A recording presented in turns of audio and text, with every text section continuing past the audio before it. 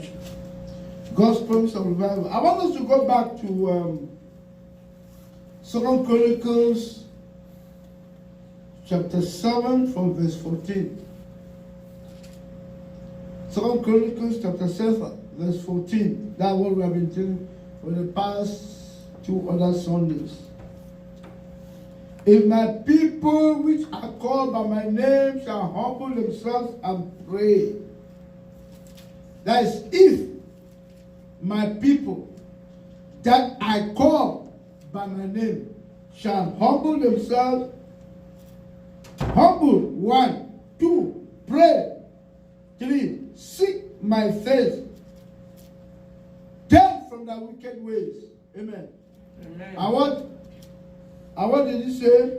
Then God will hear from heaven, and then he will heal our land.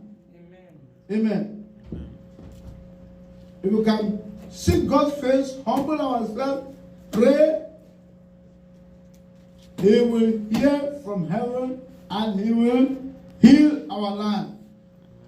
So in other words, sometimes we face obstacles because of our ways. Amen. Amen. But don't forget that Satan is also there, trying to make sure that you don't get what you want. Sometimes you do everything to please God, but Satan is there fighting. I will see how you will get that thing. Amen. Amen. But we thank God that we have a living God. Amen. No matter what they do, everything has its own time. Hallelujah. Amen. Okay. So last time we dealt with some points. We said God is willing, waiting and longing to send revival. That was the first point we dealt with. But the second point we dealt with, revival is conditional. Amen. Amen. Before revival takes place in your life, there are certain conditions you must fulfill. There are no two ways. You cannot expect God to do a lot in your life when you don't fulfill certain conditions. Praise the Lord. Hallelujah. And that's why the verse says, it says, if, that's condition. If you do this, that, and that, then God will answer your prayers. So there are certain conditions that have to be met. Then God will fulfill his own part of the show. Amen. Amen. Okay, now we go to the third point.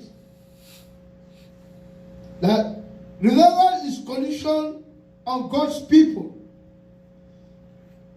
As children of God, if we say we want revival in our life, we want God to use us. Amen. Amen. Then there are certain things we as children of God must meet. This is very important. When we read the stories of revival from other people, they will know sometimes it starts only with 2 people. Amen. Amen. Okay, we started here. We're about 60. Amen. When we started Mazel, we're about 60. 50, 60 or that. But you realize that many have left, and not many people are also at work, some have traveled. But at the same time, you realize that despite the fact that we are few, people are more revived. Amen. When we're 60. I bet you, people are more revived, people are more purposeful when it concerns the things of God. The 60 people that were just, they were coming, yes, but you know, some people come to church because they have their own agenda. But when you want to deal with God, put God first. Amen. Don't put your own thinking first.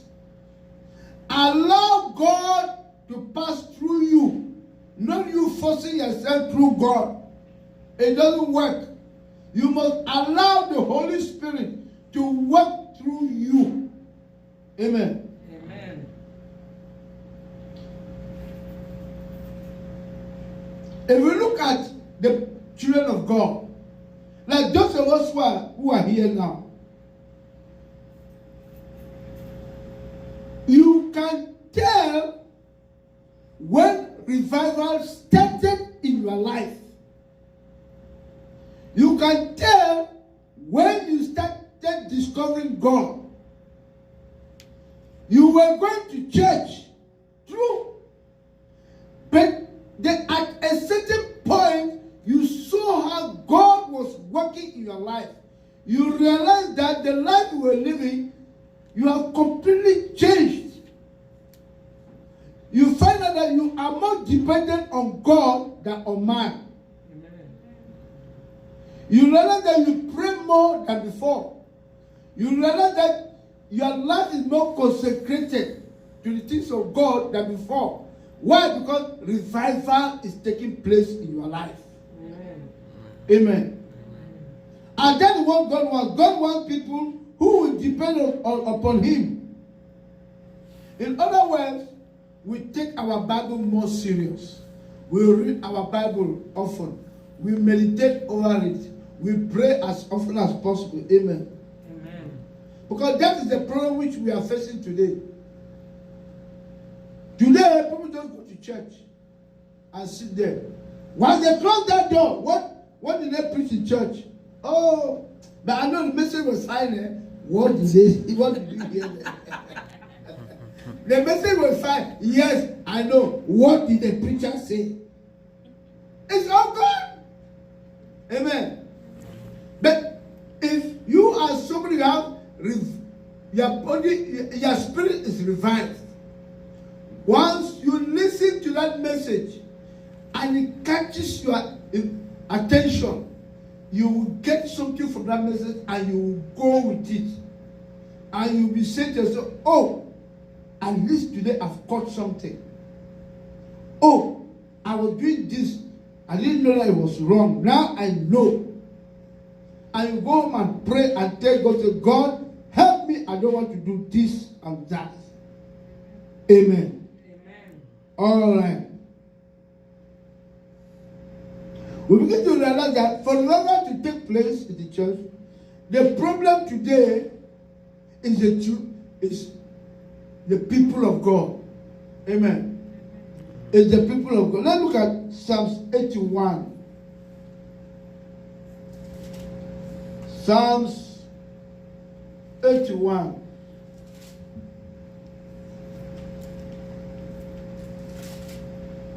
Psalms 81 verses 13 to 16. The boar out of the wood. Oh no. Psalms 81, 13 to 16. Sorry. Oh, that my people had hearkened unto me, and Israel had walked in my ways. I should soon have subdued the enemies and turned my hand against the adversaries. The haters of the Lord should have submitted themselves unto him, but the time should have endured forever. He should have fed them also with fineness of the wheat, and with honey out of the rock should I have satisfied thee. You hear what the Lord says? Oh, that my people have hearkened unto me, because we do not listen to the Lord. There are certain benefits we receive when we listen to the Lord. Because we did not listen to the Lord, there are certain benefits that we will not get. Revival will never take place. And because revival does not take place, the enemy now has authority over us. Amen. Because when revival takes place in your life, your spirit is high. Amen. And the things that are happening around you, you will know. You'll be very selective with your friends. You will know who is a true friend and who is not your true friend. Because God himself will reveal to you. Amen. Yes. God will allow you to know. Let's look at Isaiah chapter 6. Isaiah chapter 6.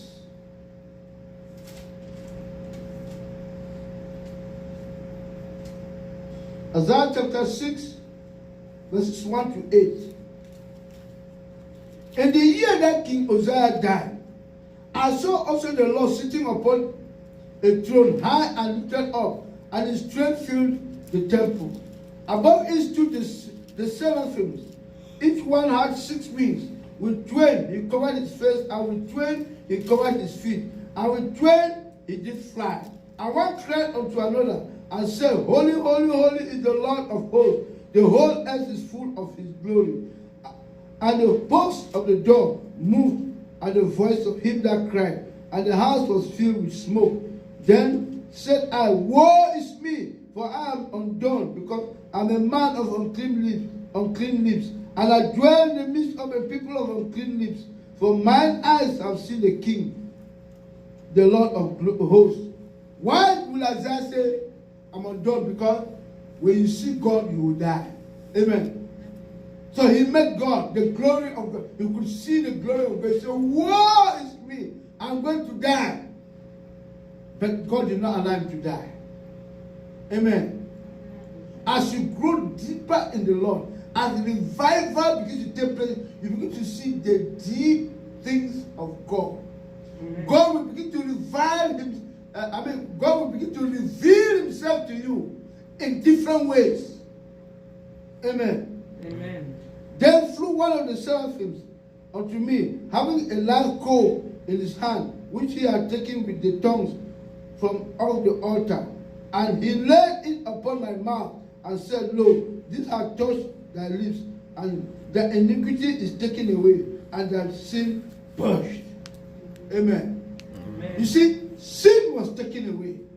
Amen. He was not living a sinless life. Amen. So when you live a sinless life, you become now an instrument for God to use. Amen. Amen. But when you say you're a child of God, today you are here, tomorrow nightclub, the next day you are here. Those things affect your spirit. Amen. Also I heard the voice of the Lord saying, Whom shall I send? And who will go for us? Then said I, Here am I, send me. Amen. In other words, when you have been purged by the Holy Spirit, you have not become an instrument for God to use. Then God will now use you. Amen. Amen. God will not use somebody who lives in sin. Mark you, I always say this thing. You can be a pastor in the church, preaching the word of God, and you think that you are a great man of God. Let me tell you, if your sin is not purged, you are preaching by the flesh, not by the spirit. It is the flesh that's in control of you. Amen. Praise the Lord. Hallelujah. Okay. The point is, with Christians, we should not forget something. Let us not blame the ungodly outside because they don't want to know God. Not everybody in the church knows God.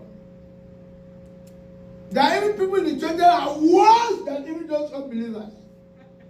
Some of them will be shocked on judgment day that the people that will laugh, they will be in heaven. They will even enter the millennial reign. You are there cleaning the toilet in heaven. Is that what you want? No way. Praise the Lord. Point number 4. God's people must humble themselves. Amen. For you to have revival in your life, you must humble yourself before God. Amen. It is very important. Proverbs chapter 6 verse 16 says, 6 things does the Lord hate. 7 are abomination to him. First, number 1, a proud look. A lying tongue. You see how it goes? First, pride. Lies. Some of us lie more than even Satan himself. Because we like to get our way in everything. And you know, lies are so sweet. They look so real. And people easily believe lies. But when you tell them the truth, do you believe that, man? But when you put some spice into the story, it looks sweet. I think this fellow is telling the truth. In fact, we have one in the White House. Hallelujah. So as children of God, we must learn to humble ourselves. Amen. Amen. Once we know that we are children of God, we do something wrong, confess it to God. Don't allow it go. Amen. Amen. When you know that you have done something wrong, confess it to God. Don't allow it. Don't give a room for Satan. Because that very night, if you don't confess it, Satan may come in and deal with you. Amen. But if you confess it, God will deal with the situation before the worst comes. Amen. Amen. Amen. As children of God, we must put away pride, selfishness, and selfishness. Let us humble ourselves always before our God. Amen. It is very important. What destroys Satan? Pride. It was pride. In heaven, it was called Lucifer, the angel of light. He was cast out because of pride. He wanted to be like God. He wanted to be like God. And so God threw him out. Cast him out. Amen. Pride destroys. As children of God, we must learn to be humble. Even the Apostle Paul said, why not accept wrong for the sake of Christ? There are certain things as children of God, just allow it go. Leave it with God. You may even have the authority over something. But God will tell you, let it go. Let him take it. God may be having something greater for you. You get me? Amen. Praise the Lord. Hallelujah. Okay. Let's look at Revelation chapter 3, verses 15 to 17.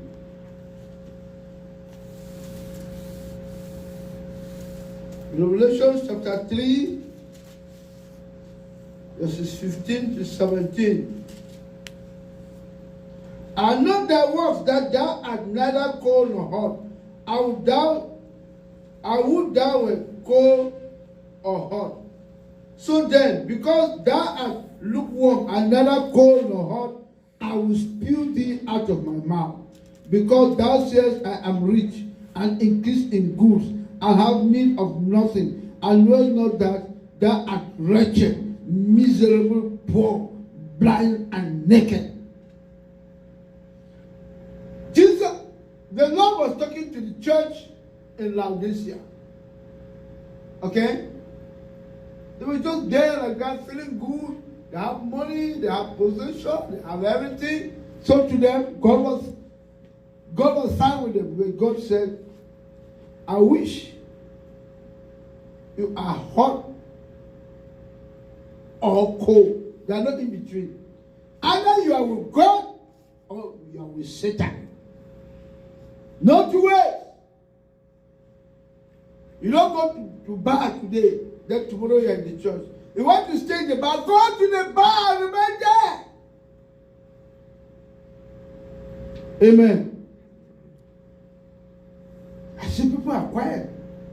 Maybe I'll touch somebody today. Huh? Hallelujah. Okay.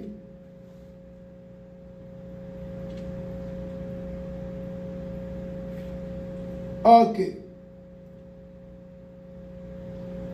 Now, As children of God, we have to understand that humility involves a broken spirit and a broken and contrite heart.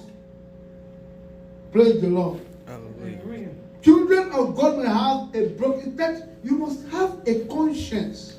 Whereby when you do something wrong, your conscience touches you. Praise the Lord. Hallelujah. Point number 5. Point number 5.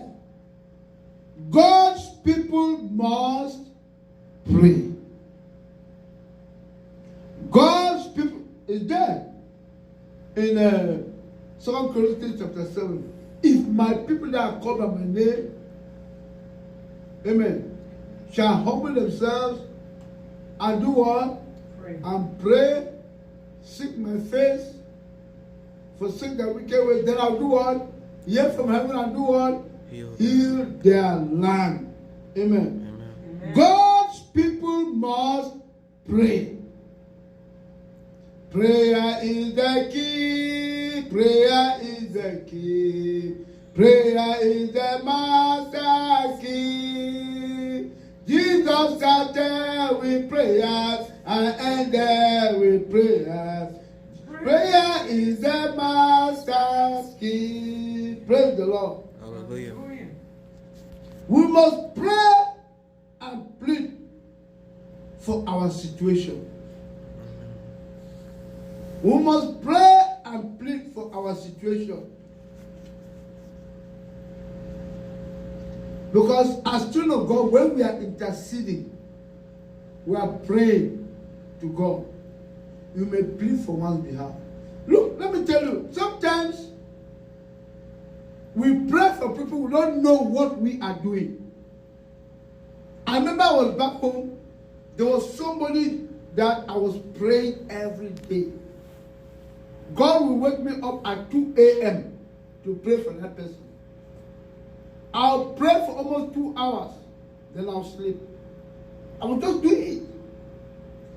But during the daytime, that animal that I pray for, the thing that come out of his mouth, I will in the same church. But what happened? I moved to America. It didn't stay 1 year, not up to a year. That man died. Because there was nobody to intercede for him. He was going through a lot of things which I already knew. I already knew when I was in America when he died. They said, oh, he had it pray. Then I started understanding, I see why God was waking me up in the night to pray for him. When God tells you to stand on the gap for somebody, God knows why. The person might not tell you what he or she is going through, but the Holy Spirit that tells you knows what is happening with that person. Just pray. Just pray. Intercede for that person. Amen. It is very important.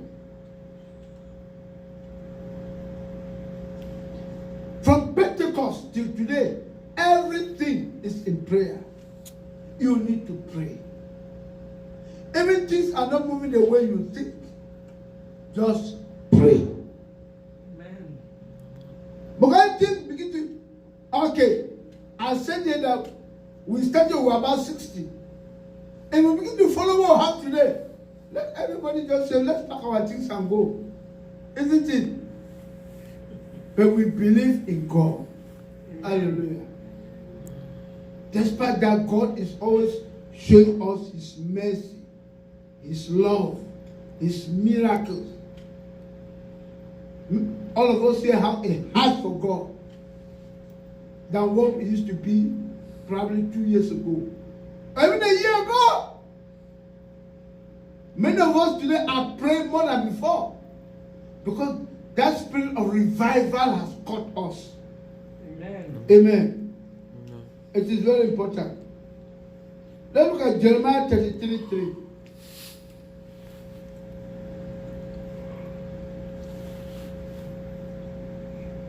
Jeremiah chapter 33. Oh.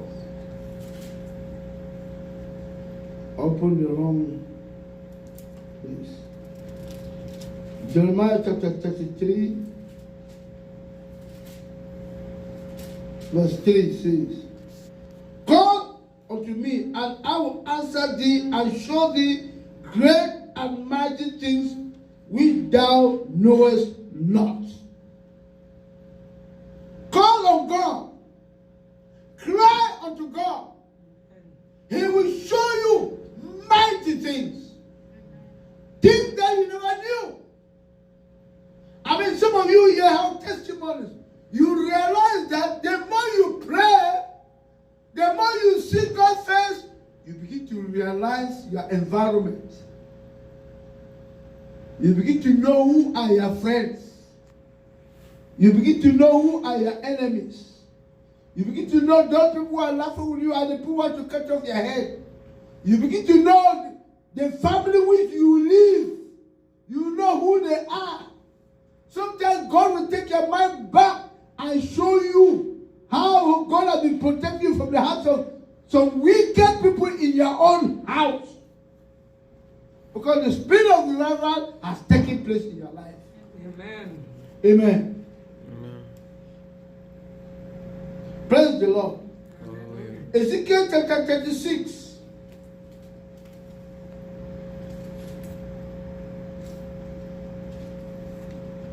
Ezekiel chapter 36. Ezekiel 36, 3 to 6. Therefore prophesy and say, thus says the Lord God, because they have made you desolate and swallowed you up on every side, that ye might be a possession unto the residue of the heathen. And ye are taken up in the lips of talkers, and are an infamy of the people. Therefore, ye mountains of Israel, hear the word of the Lord God. Thus says the Lord God to the mountains, and to the hills, to the rivers, and to the valleys, to the desolate waste, to the cities that are forsaken, which became a prey and derision to the residue of the heathen that are round about. Therefore, thus says the Lord God, surely in fire of my jealousy have I spoken against the residue of the heathen, and against all Idumea, which have appointed my land unto their possession, with the joy of all their heart, with despiteful minds, to cast it out for a prey.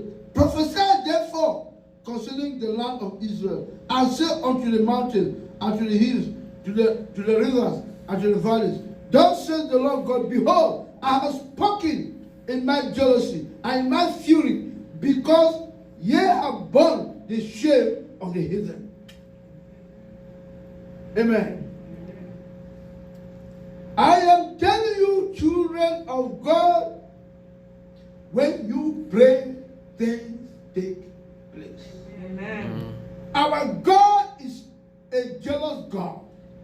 He will answer with fire from heaven against the heathen. Amen. He will consume them with the power of his might. Amen. God will open the door for you. Amen. The more you pray with intensity, the more your spirit is revived.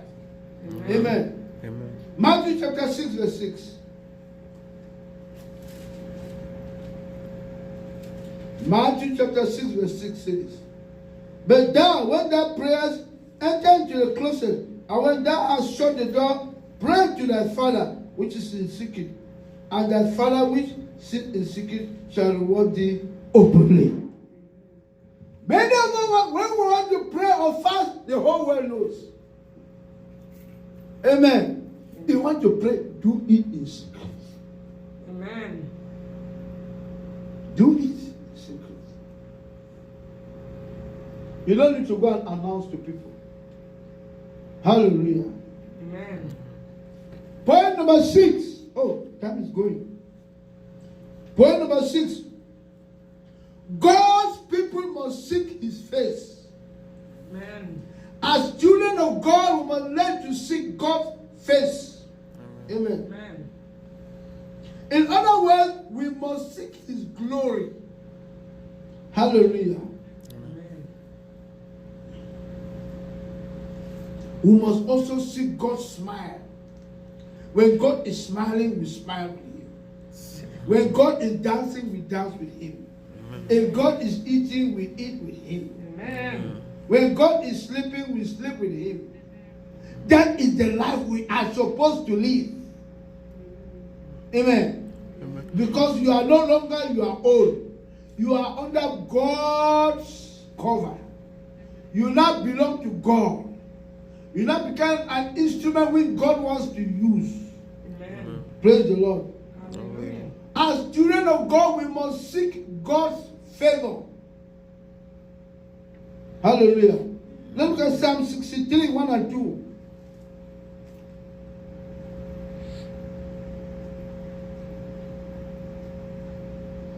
Psalm 63,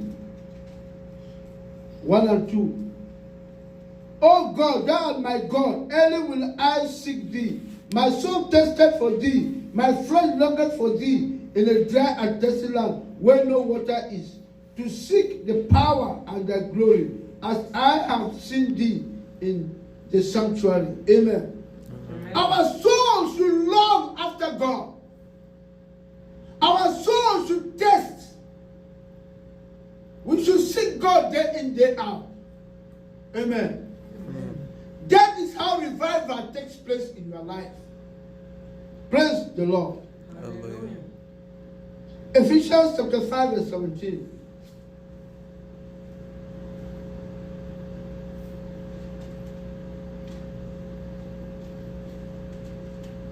Ephesians 5:17.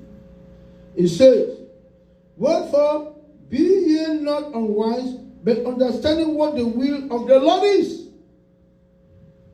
Be ye not unwise, but understanding the will of the Lord. How do you become wise? The word of God. The word of God gives you wisdom.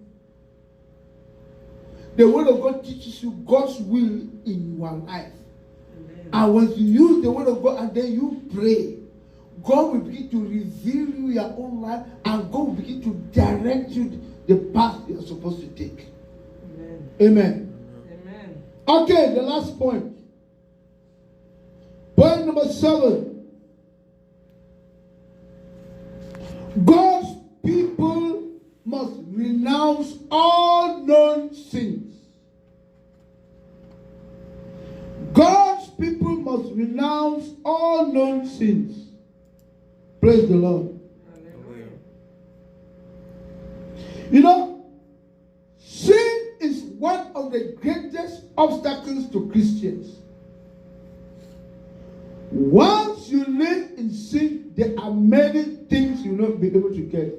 But be careful. Have you not seen crooks in the church? They do all sorts of things, and they prophesy. They prophesy. And the prophecy is true. Yet they do horrible things. Brother and sister, you tell me that you are there dying, fasting, prayers, fasting, prayers. Nothing is happening. But that person is there. Life telling, number 1. Confusion in the church, number 2. All horrible things. But there are people prophesying in the church, and God is hearing them. You ask yourself, what have I done? Look, children of God, don't look at the physical. Children of God don't always look at the physical. Look at the spirit. Amen. Find out what is taking place in the spirit. Because let me tell you, greater things take place in the spirit than in the physical. Amen. The war is in the spirit and not in the physical. Amen. It is very, very important as children of God.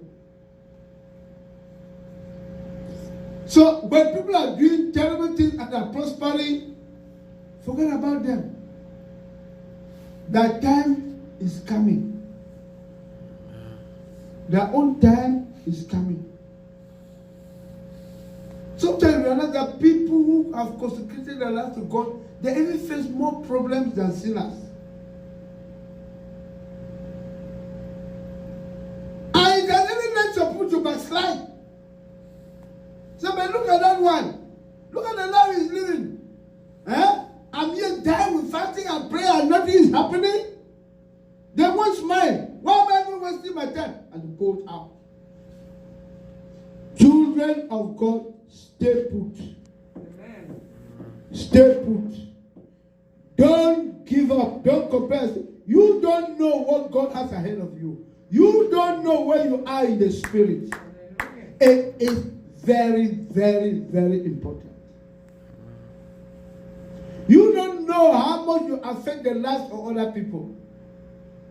The fact that you don't have what those people have, but your life is affecting other people. You don't even know. Your simple prayer is affecting so many people. And if you want to backslide, you don't know that prayer you are praying. You are holding tenaciously when you are standing tenaciously with God. It is affecting maybe your entire family. Maybe God is using to destroy all those occult, all those witchcraft in your family. You know that? They have simple prayer. All the witches and wizards are hiding inside there. Your prayer is digging them all out. And then you are fighting yourself. You do not get those things.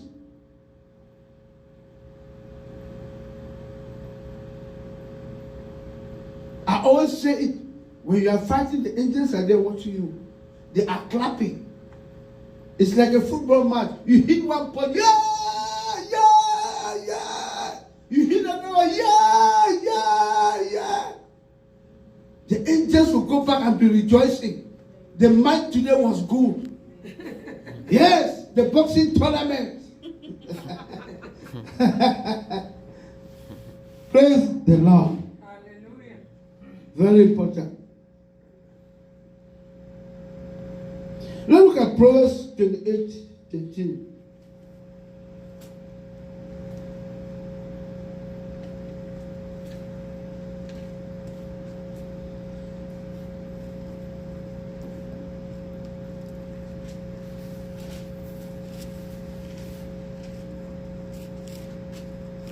Proverbs chapter 28, verse 13 says, He that covereth his sins shall not prosper, but whoso confesseth and forsaketh them shall have mercy. Amen. Confess your sins. Once you do something wrong, confess it. Amen. It is very important. Isaiah 55, 6 and 7, and 6 to 8. I'm coming to an end.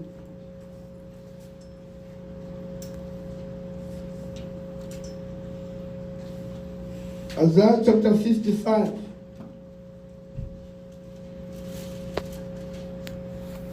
Verses 6 to 8. Seek ye the Lord while he may be found. Call ye upon him while he is near. Let the wicked forsake his way, and the unrighteous man his thoughts, and let him return unto the Lord, and he will have mercy upon him, and to our God, for he will abundantly pardon. For my thoughts are not your thoughts, neither are your ways my ways, says the Lord. Amen. God has certain things for you. You know, but the point with human beings is that everything is now. Now. God should do it now. Now. Have you realized that there are certain people, when we were all children, we also say, we even treat them with spite. Huh? In school, we say, who is this? They will never come out. Yeah. When we're in school, you look at certain people, you are not sure, but go and see them today. Go and see them today. They are gone. Far, far, far up there. Do not despise anybody. Even little children. Even little children. I know of some little children that I took care of. Today, when they see me, they remind me of things that I was doing to them. Some things that I've forgotten. The little things you do, they matter. They matter a lot. Praise the Lord. Sometimes we think that money solves all problems. No. No. Our behavior is a gateway to our revival. Our behavior is a gateway to our revival. If we clear the way, God will do it. God will do the work. If we keep our life clean, God will do the work for us. Amen. Amen.